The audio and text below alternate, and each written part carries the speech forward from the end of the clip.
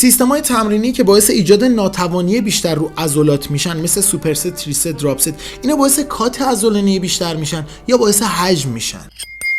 کات عضلانی زمانی اتفاق میفته که چربی سوزی اتفاق بیفته و مهمترین چیز برای رقم خوردن چربی سوزی بالانس منفی کالریه، یعنی دریافت کالریت از چیزی که نیاز داری کمتر باشه و کالری سوزی بیشتری تو تمرینات داشته باشی که این بالانس رقم بخوره که به این واسطه بدن تو انرژی کم بیاره و از چربیای خودش استفاده بکنه. وزنه زدن تو توی باشگاه یکی از بهترین کارهاییه که میتونی بکنی تا بدنت نیاز به کالریشو ببره بالا. از چند جهت: یکی اینکه همون موقع داری کالری میسوزونی، مورد دوم این که اون بدن درد رو دیدی فردای باشگاه داری، اون آسیبیه که به عضلات وارد شده و بدن تو برای ریکاوری این آسیب نیاز به انرژی داره. اما سیستم‌های تمرینی اینجا چیکار میکنن؟ اگه تو سوپر ست بیشتر بزنی یا جاینت ست بزنی یا سیستم‌های تمرینی خاص مثل FSC7، جرمن ولوم یا هزار تا سیستم دیگه بزنی، همه اینا باعث ایجاد ناتوانی بیشتر رو عضلات تو میشن. واقعیت اینه که تو با سینگل ستای معمولی بدون اینکه بخوای سیستم تمرینی اجرا بکنی هم میتونی به همون اندازه خوب کالری سوزی بکنی. میتونیم بگیم هیچ کدوم از این سیستم‌های تمرینی برخلاف دید مربیای سنتی مخصوص کات نیستن و اینا کات عضلانی ایجاد نمیکنن.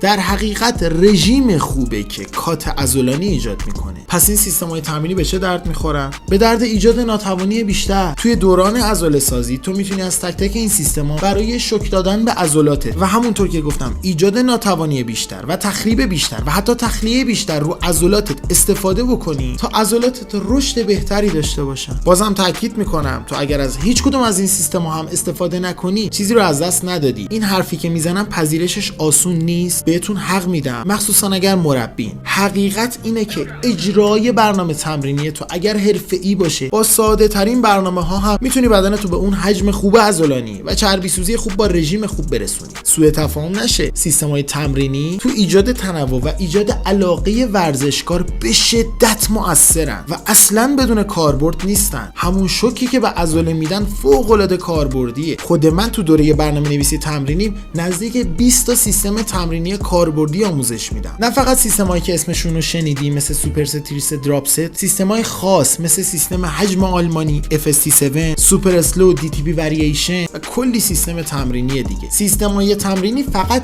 یه جلسه از دوره برنامه‌نویسی تمرینی منن. دوره برنامه‌نویسی تمرینی من 9 ساعته. اصول چربی سوزی و عضله سازی و نحوه چربی سوزی و عضله سازی اولین جلسه این دوره است. دومین جلسه نحوه چینش عضلاته. چی و با چی بزنی؟ چرا؟ همین چینش عضلاتی که تو گاهن تو بعضی از پیجا تو یکی دو تا پست می‌بینی در موردش 1 تا 2 ساعت تو این دوره صحبت میشه، چون چیز ساده‌ای نیست، نیاز به تفکیک داره، نیاز به تحلیل داره. برنامه‌نویسی تمرینی برای افراد آماتور، سیستم‌های تمرینی، هرم اولویت چربی سوزی، نحوه نوشتن برنامه تمرینی برای عضله سازی و اصولش و برنامه‌نویسی تمرینی برای افراد حرفه‌ای، سایر چیزایی که تو این 9 ساعت تو این دوره از من یاد میگیری. دوره برنامه‌نویسی و همراه 2 تا دوره مکمل دیگه‌اش، یعنی آناتومی کاربردی و تغذیه در بدنسازی. این 3 تا دوره 18 ساعت آموزش کاربردی من برای این 3 دسته افراده. مربیایی که مشغول فعالیتن، کمک مربیای افرادی که میخوان مربی بشن و افراد علاقه‌مندی که نمیخوان مربی بشن ولی میخوان یاد بگیرن برای خودشون و اطرافیانشون برنامه تمرینی و برنامه غذایی اصولی، کاربردی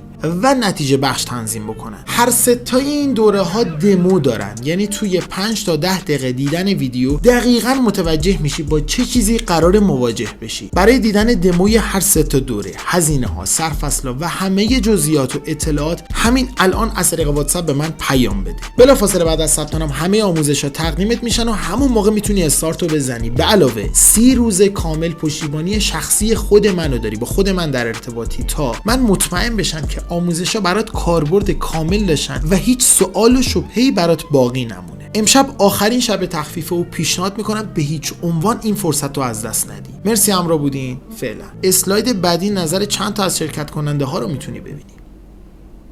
بابت دوره مربیگری واقعا ازتون ممنونم. یه دوره علمی، کاربردی، در عین حال با بیان ساده و قابل درکی بود. واقعا به کارم اومد. اصلا نگرش من رو به بدنسازی عوض کرد. برای من دیگه بدنسازی شده یه سبک زندگی. در این حال به کسایی که ویدیو رو میبینن بدنسازی، ورزشکاری مربی بدنسازی هستی مطمئن باش خیلی چیزا رو نمیدونی. اینایی که تو این دوره ما یاد گرفتیم واقعا کاربردی بود.